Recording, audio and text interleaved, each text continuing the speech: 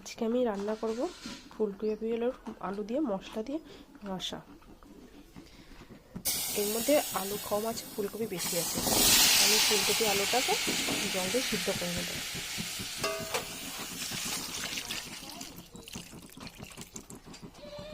দিয়ে দিচ্ছি আমরা লবণ। এবার আমি ঢেকে দেবো।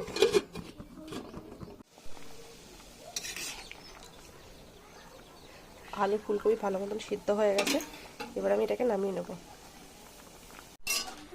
ফুলকপিগুলো নামিয়ে জল ঝরতে দিয়ে দিয়েছি। এবার কড়াইয়ে দিয়ে দেবো আমি তেল।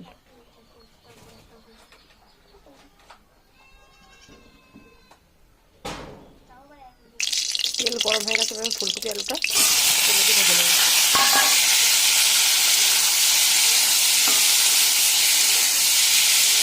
যেহেতু সিদ্ধ সময় লবণ দিয়ে দিতে আমি অল্প করে লবণ দিয়ে দিলাম।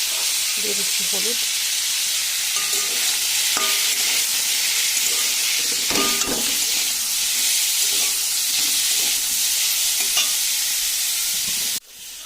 এর মধ্যে আছে টমেটো, পেঁয়াজ, আদা, শুকনো লঙ্কা, জিরে।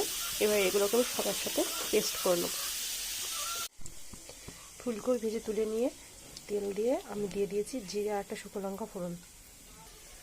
এবার আমি দিয়ে দেবো পেস্ট করে রাখা মশলাটা।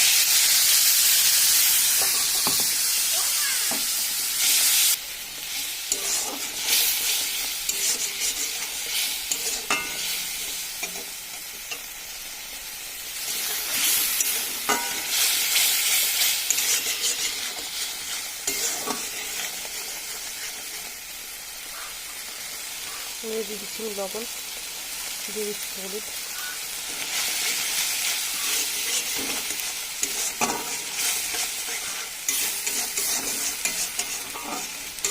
মশলাটা ভালো করে কষিয়ে নেবো। এবার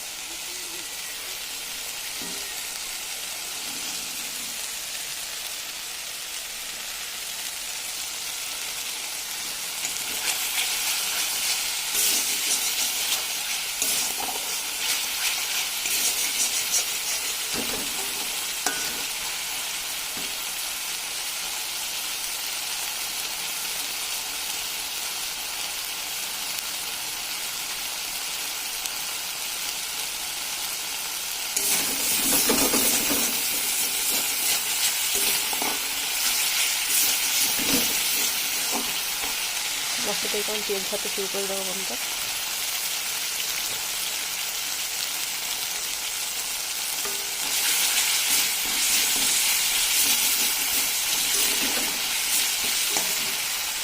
তো এগুলো আমি দিয়ে দেবো ফুলকপি আলু, একসাথে ভালো করে কষিয়ে নেবো।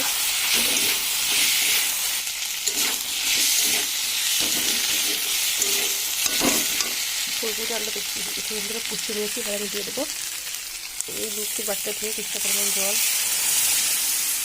জলটা অল্প করে দিলাম যেহেতু সিদ্ধ করা ফুলকপি আলু।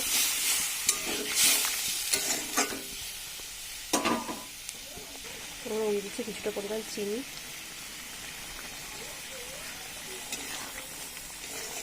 দেখো বন্ধুরা কত সুন্দর কালার হয়েছে। গ্রেভিটাও দেখো খুব সুন্দর হয়েছে।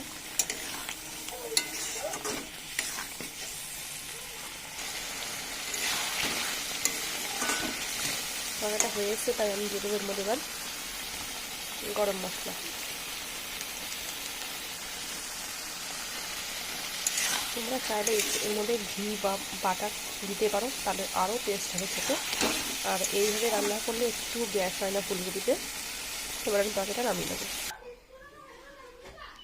এই দেখো বন্ধুরা হয়ে গেছে আমার ফুলকপি কষা।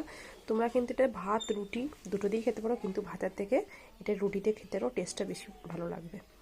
তাই আজকের ভিডিওটা আমি এখানেই শেষ করছি। বাই।